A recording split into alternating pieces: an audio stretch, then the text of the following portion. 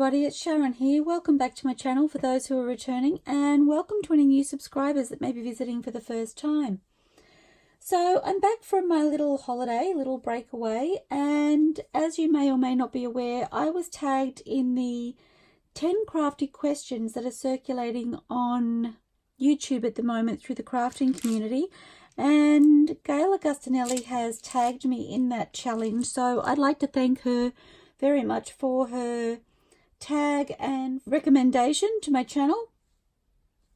And I'd like to welcome all of the new subscribers that visited my channel and subscribed while I was away. And I am very sorry that my videos have been a little amiss just lately, but sadly that was the nature of me being away. So I've been trying to decide what to do while I answer these questions, and I've just started preparing some little journaling cards. I'm not sure how far I'll get, but I didn't want to answer the questions and not be doing anything at the same time. So I just have my little book here. So I'm just going to keep making these little tags. This is actually a project I've had in mind for a while and I haven't gotten to, so it's a good opportunity to start them at least. I'm not sure I'll finish them on camera, but I'm excited to get them going. So, my 10 questions. Are you ready? Okay, so what is your name? So, as you are probably aware, because of my... Oh, that's getting to question 2.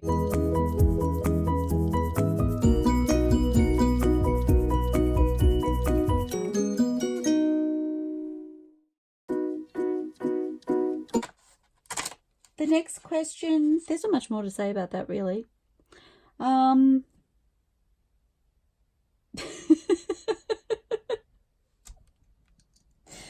my goodness, I'm so nervous doing this, guys. I'm sorry. The next question, how did you come up with your YouTube name? So obviously it is my name, and the reason I decided to use my name was because when I started my YouTube channel, I actually started it because I wanted to connect with the crafting community that's out there. I was on a few Facebook pages and was obviously subscribed to quite a few channels at the time, and I wanted to be able to connect with the people that I'd gotten to know through those avenues, partly to share what I was doing as far as my journals and my art and my craft were concerned, and partly because I felt like I'd been given so much via those avenues that I was hoping in some small way by having my own channel that I may be able to give back a little bit by sharing what I do. I've said before, I don't know if anything I'm doing is new, and I doubt very much it is, because I've learned from a lot of amazing people via those avenues.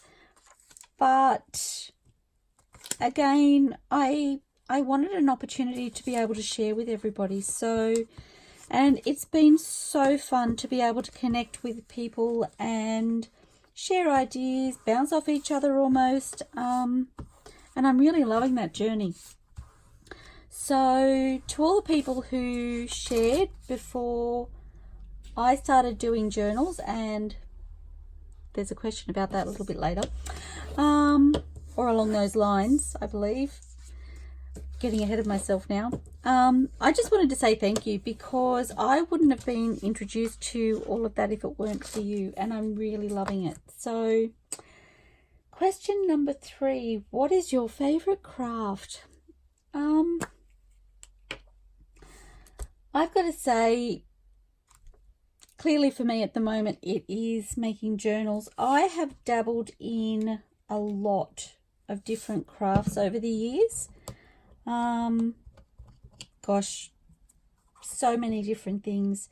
And it's a bit of a running joke amongst family and friends, because like I've said to you before, I'm the, oh, bright shiny things girl. I see a new idea or have a new idea and I jump right in and try it out, and sometimes that's been at the detriment of leaving other projects or other crafting behind. So,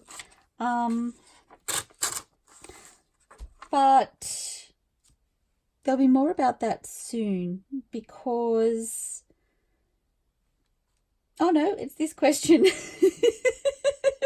Forgot where I was at.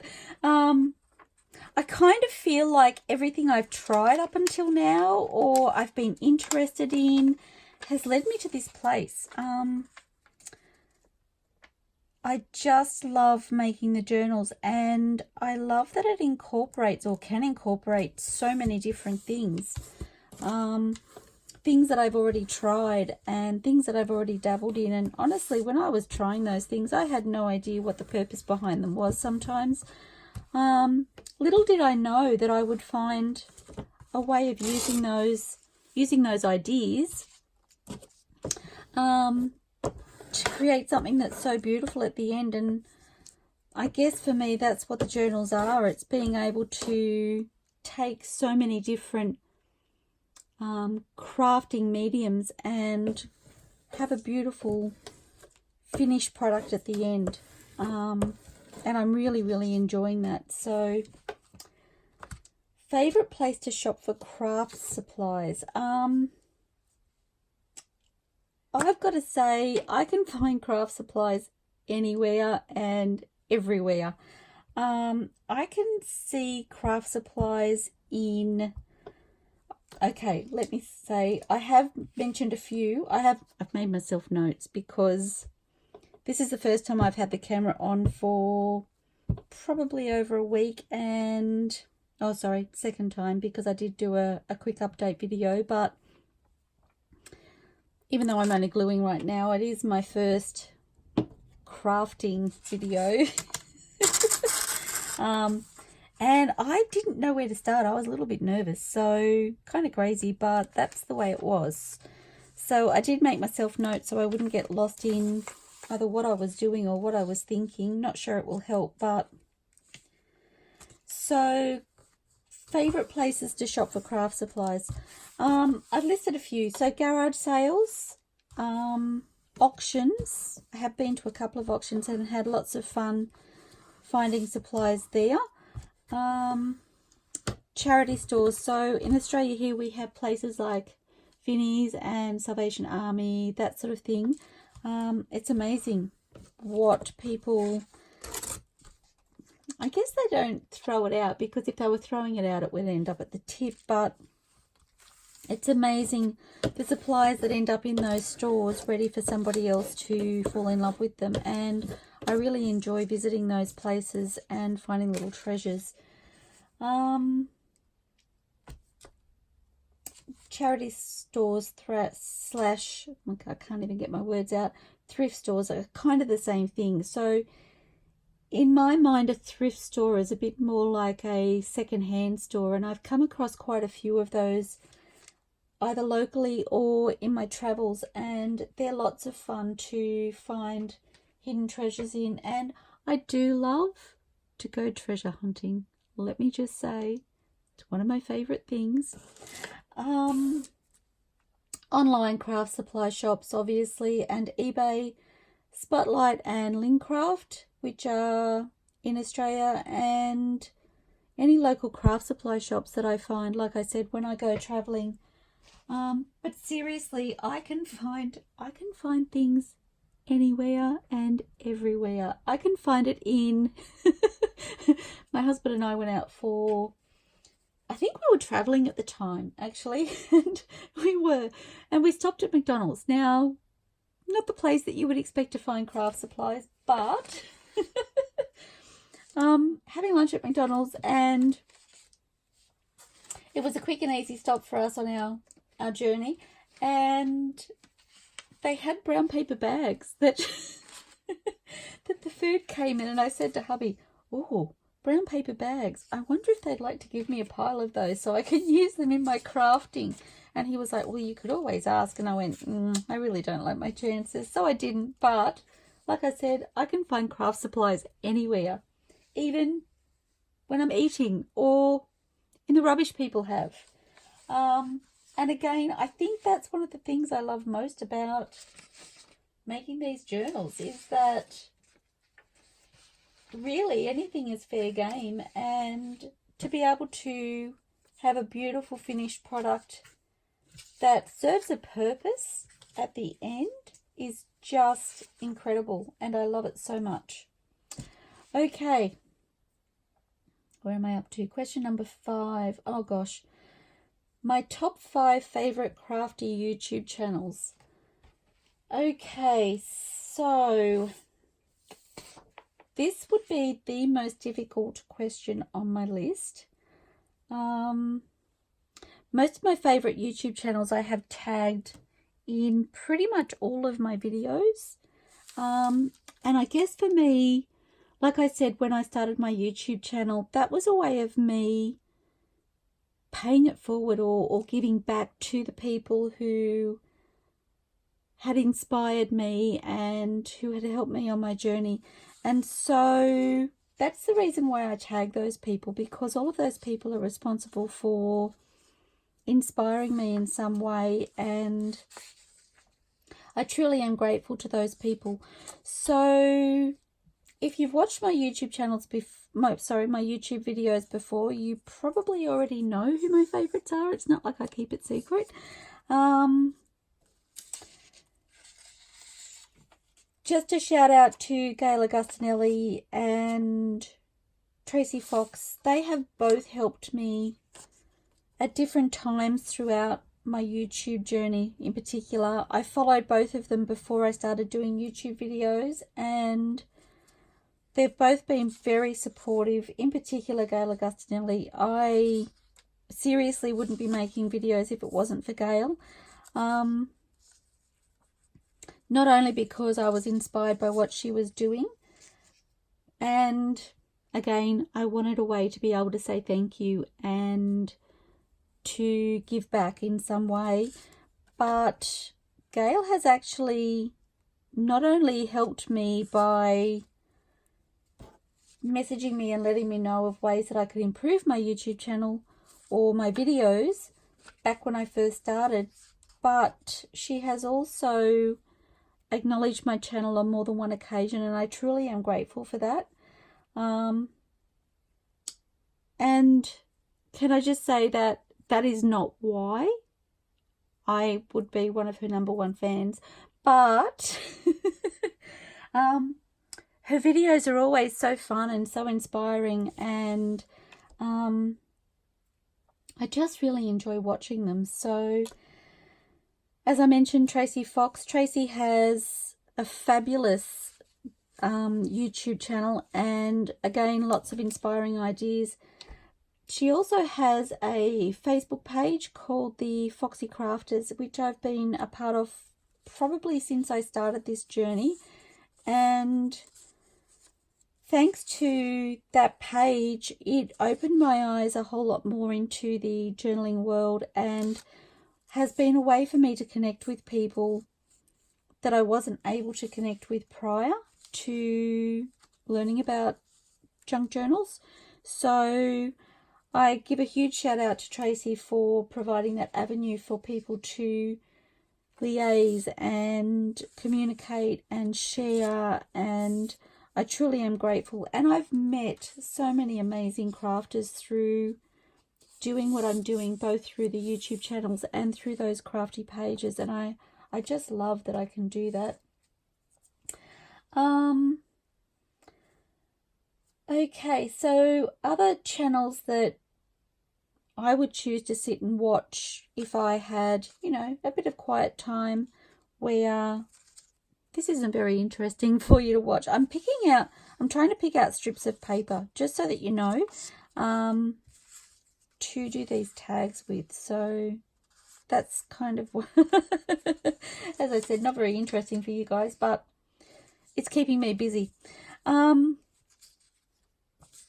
And all of these papers are leftover scraps from Antique Paperie, just so that you know.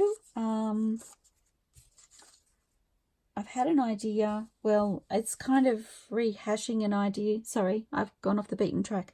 It's rehashing an idea that I've done before, but I haven't done it on camera. So hopefully I will, if I don't get to that in this video, I will certainly do a video following where I put it all together. But yes, I just thought I should explain myself. Anyway, back to where I was. So if I had some downtime and I had a cuppa and I was ready to do a little YouTube catch up, some of my other favourite channels would include Jalf at Medieval Mirage and Wendy's Journal Adventure, who I think is tagged. Like I said, most of these people are tagged in my videos anyway, so I'll just mention them. So Medieval Mirage, Wendy's Journal Adventure, Roxy Creations, so Rachel at Roxy Creations, Nik the Booksmith, Joyful Michelle, Craftydawk, which is Janette Dawkins, and Chelle the Ramblin Crafter, and Took's Craftable. And can I just say, my list, I did break the rules there because I think I was only meant to mention 5. Whoops, sorry. My list goes on and on and on. So I don't really like that I had to narrow it down to 5, which again I didn't do, but it's just so difficult because there's so many amazing creators out there. Okay. Favorite color. I've made a note to myself on my list here that is my second most difficult question to answer. And the reason being is because I don't really have a favourite colour. I can't really say I have a favourite colour. I'm a rainbow kind of girl. I can tell you 2 colours that I struggled with when I was growing up, as opposed to colours I like. It's more about colours that, not that I don't like now, but I didn't like growing up. So the 2 colours, and I've mentioned this on my channel before, 2 colours I didn't like when I was growing up were orange and green. And I can't explain why. I'm looking for my glue book. I can't explain why I didn't like them. No particular rhyme or reason. That's very tacky, so my hand just stuck to it. No rhyme or reason as to why I didn't like those colours. They didn't make me happy. They didn't send me to my happy place. Can't explain it. So I have since learned that there's tones of colours that I don't like as opposed to colours that I don't like. So it's kind of like when my kids were growing up and I told them, it doesn't matter what food you try. If you don't like it, it doesn't mean that you don't like that food. You may just not like it cooked in that way. And for me, the same as it works or applies with colour. So just because I don't like a particular colour, I've since learned that it's not because I don't like a colour, it's because I don't like a tone of a colour. So it's been a really interesting learning curve for me. I have studied, well, I'm self-taught at photography, and during that photography journey, colour was a big part of what I was doing, and I think that following that journey taught me a lot about colour, and that was when I realised that it wasn't necessarily about the colour, it was about the tone. So I say make rainbows, guys. It's all about the rainbows. Okay, favourite craft tools to craft with. Okay, so I've got some obscure favourite tools. A couple of my not so obscure favourites would be my distress inks. This is basically my collection here. Oops. I have my minis in the distress inks, and then I have my new oxides, which I haven't tried, but I know I'm going to love. So they're one of my favorite things, and the vintage photo would be my all-time favorite, which I'm sure it is for most people. I use it all the time, and I just love the look it gives. So my glue stick, I use the Bostik glue stick. I've tried the Uhu and I find it a lot drier and tackier to use. And not saying that I don't like it, but I do prefer the Bostik because it's a slightly wetter glue stick, so it's much easier. I find there was a resistance with the Uhu glue when I used it, when I was applying it to the paper, whereas I don't get that resistance with the Bostik. So it's actually my preferred choice, but I do like both. I just much prefer the Bostik. And one of my favorite things is actually my new Fiskars scissors. I mentioned Tracie Fox's Foxy Crafters page. I had asked on that page for recommendations. The scissors I was using were not very good to use for fussy cutting and things like that, and these were one of the pairs of scissors that were recommended when I made that post, and I just love them and I use them for everything, and they're fabulous, guys. I can't recommend them enough. Okay, so some of my more obscure crafting tools would have to be paper clips. Now I can't actually show you, but I do have, I can't show you the full container because everything will crash on top of each other. I have 2 different sizes of paper clips here. And seriously, these are my second set of hands. I use paper clips for so many and varied things. And did you notice I'd stopped doing what I was doing? And I find them so useful, and I'd be lost without them. If I see that they're getting low, I will rush out to get a new supply because I just use them all the time. I'm kind of looking for strips of paper that are roughly the same size here. I'm not sure I'll have enough strips to do more than one journaling card, but we'll see how I go. Like I said, it was just a way to use up some scraps, and I do tend to have, as you see, quite a few, I'm doing this off camera, quite a few of these scraps. Okay, so what else do I have to mention? Apparently I'm not good at doing this and crafting at the same time. I don't know how other people have done it. Something else I'm actually really loving is my altered tile. So I will link the video below where I showed how I did my tile, and I have it here. So I have this bathroom tile, and I have attached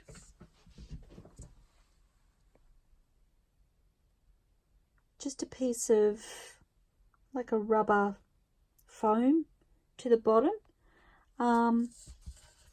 and I find the tile comes in handy for so many different things. And I don't have a glass craft mat, which I believe you can use the glass craft mat for similar purposes, but the tile cost me, I think, about 50 cents. The piece of rubber was huge, and again, you will see in the video if you watch that, it was really, really large.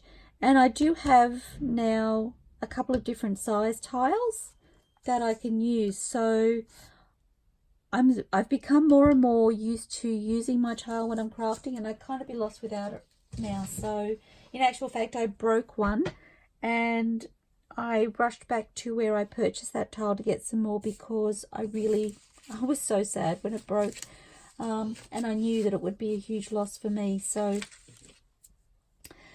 and then I have written down the internet. Now, if it weren't for the internet, I would never have discovered journal making. I would never have discovered the people on YouTube that I follow or on Facebook that I follow. Now, before I continue, I'm just going to stack these. I think I want to I want to ink them before I pop them on my page. So I don't even know how my ink is going, whether it's dried up, or I don't know where my inker is. Golly, how did I misplace that? Nope, there it is. Spotto. I haven't changed it. Please don't judge me. So what was I saying? Yes, without the internet, I wouldn't have discovered any of this. So for me, that is a huge resource, and I would kind of be lost without it. And last but not least, my imagination and my own creativity. Don't underestimate your own ability. I think for me,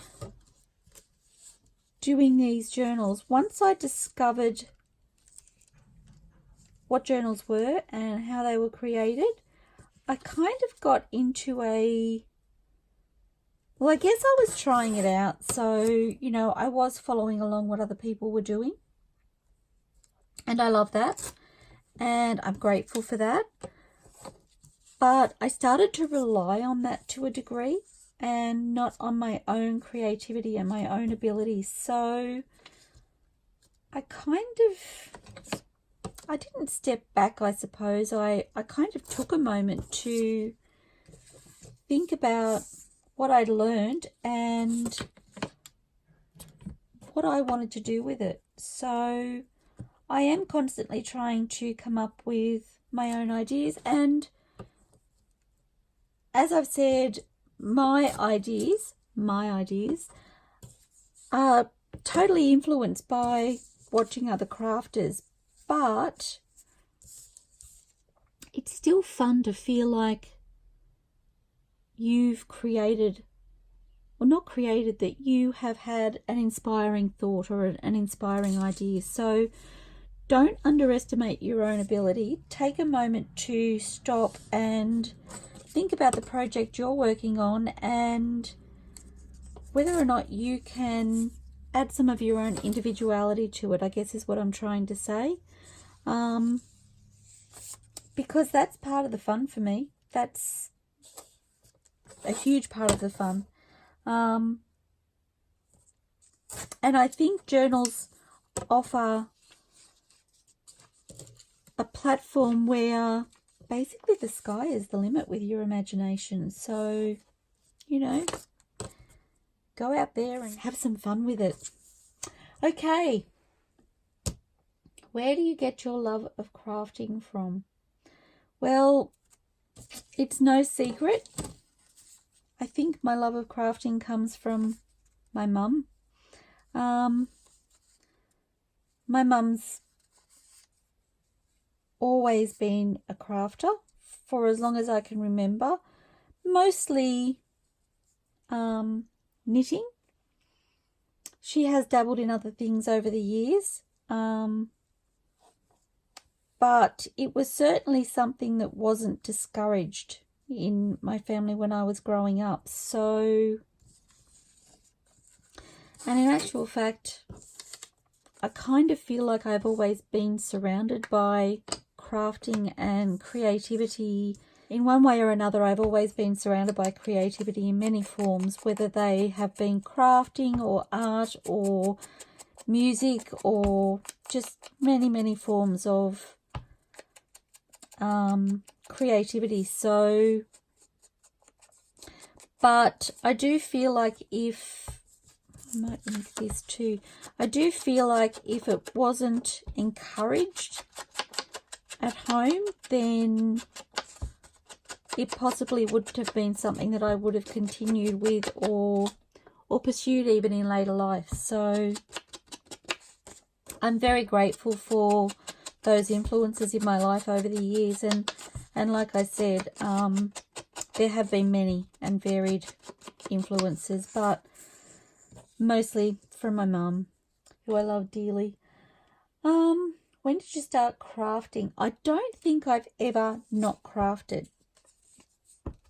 Way back in the early days, and I mean, it depends on your definition of crafting. For me, crafting is anything that sparks a creative thought process. So for me, way back when I was really young, it was things like painting or drawing or Play-Doh. My mum used to make us Play-Doh when I was growing up, and it was always fun to play with. And then as I got a bit older, I remember using things like a spirograph, which was always really fun because it created some really cool patterns, and it kind of reminds me of the mandalas that I use in my crafting from Noir.art 15. So stained glass window kits. Does anybody remember latch hook rugs? Now, I had a go at those when I was growing up. They came in a kit form and were lots and lots of fun. And ironically, I went looking for the hook just recently. I didn't necessarily want to buy a kit because I have a lot of supplies here, but I was interested to know whether I could get the hook. Anyway, I believe I ended up finding that Spotlight have them. So I haven't actually purchased one yet, but I was excited to see that they still existed. Cross stitch and long stitch. I didn't really do much in the cross stitch world because I preferred the long stitch, and I think that's because the cross stitch, it was way too detailed and time consuming for me. Apparently the quicker the project the better. I don't know about that now, but that was how I felt. And it's funny because I haven't actually thought about long stitch projects for a long time until I was thinking about the answer to this question. Making plaster of Paris items, whether they were bowls or cups or just molds, usually just the molds, or making things out of clay and then painting them. Knitting and crocheting. I've always been a knitter and a crocheter since I was very young. My mum taught me how to knit, and my nan taught me how to crochet, so I had the best of both worlds there. And hobby text was a huge phase that went around when I was a young adult and possibly even a teenager. Beading, drawing, sketching, painting. I've even dabbled in basket weaving. Again, it was something that I tried for 3 seconds and didn't really create anything, but it was lots of fun. Card making and scrapbooking. Scrapbooking, I think I did more collecting material than I did actually scrapbooking. It was at a time where I had children and they took up way too much of my time, so I had, you know, all of the best intentions but didn't actually do a lot. And a lot of those items I'm actually putting into my journals now, which is lots of fun because who knew I was saving them just for that. I've dabbled in mixed media and altered books, which I still play with now and really, really love. And all of that led me to making journals. So you name it, I've probably tried it. If I haven't tried it, I've probably wanted to. And who knew that all of that, I feel like all of that was leading me to making journals. I just feel like this is what I'm meant to be doing. And interestingly enough, I think my mum said the same thing, which was really interesting to me. So that was my crafting journey. Oh, my favorite craft so far. So my favorite craft so far would be making journals. Pretty sure I answered that in my last question. And possibly every other question. As I said, I just feel like everything that I've dabbled in or tried or I've been involved in has led me to this place, and I don't know, there's just something about it that feels right.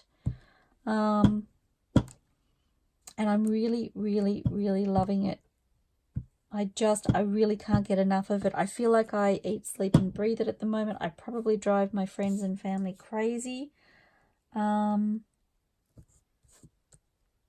But I've always been a book lover. I have always loved books. I've always worked with or around books. And this is like the next level of that. So again, I feel like that has led me to what I'm doing now, and it just kind of blows my mind. It's like all the stars aligned, and no, not many people get to say that, I guess. So anyway, so they're my crafty questions. Now I do have to tag, and I don't know if these people watch my channel or not, so I'm going to I can't even speak. I'm going to tag Victoria at Northern Craftaholic UK. I don't also know if these people have already done the challenge. I did check their channel just to see if I could see anything posted, and I didn't. So if they have been tagged, I apologize. But I thought, Victoria, it would be lots of fun to hear your answers. And also Sue at Paper Inspirations. And Sue, I believe, is another Australian. So I look forward to hearing your answers also. Okay, so I'm just going to quickly finish off. I hope you enjoyed listening to my answers. I kind of, I don't really know if it will be interesting or not, but it was lots of fun, and I am a relatively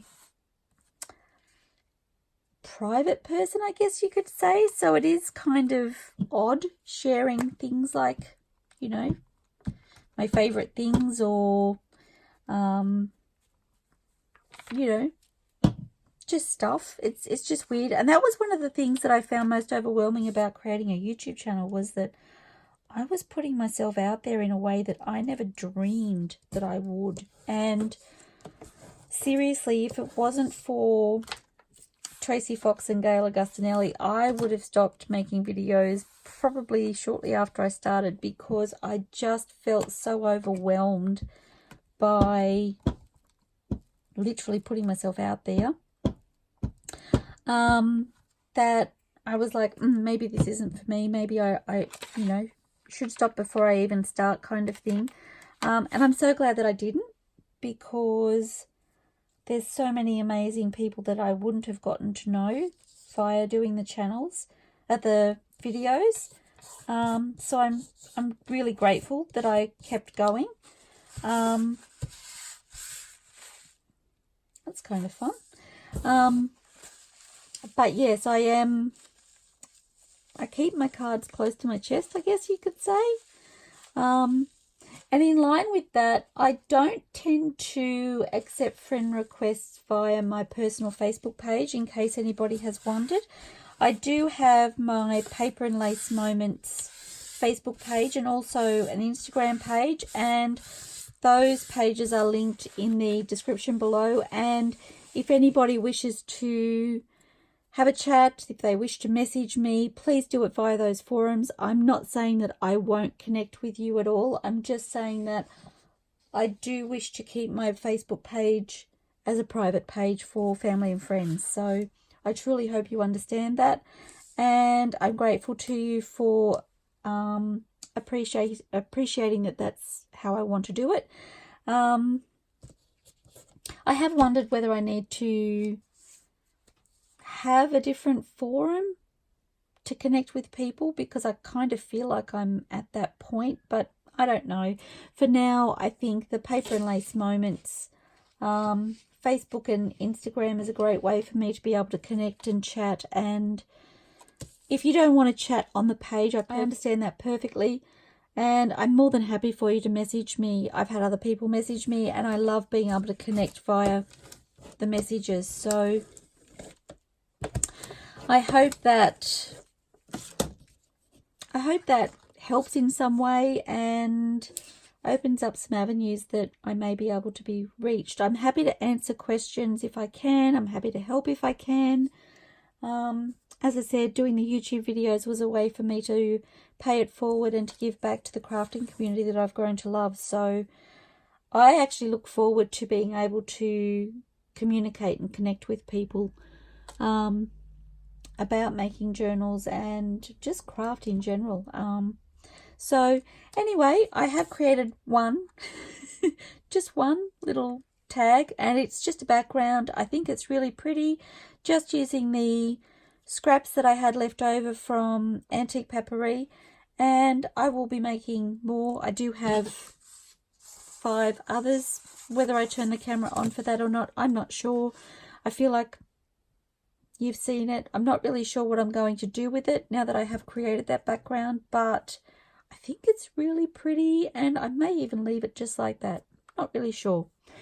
So thank you so much for joining me, everybody. I look forward to hearing from both Sue and Victoria with their crafty questions, and Sue and Victoria, tag, you're it. Happy crafting, everybody. See you soon. Bye for now.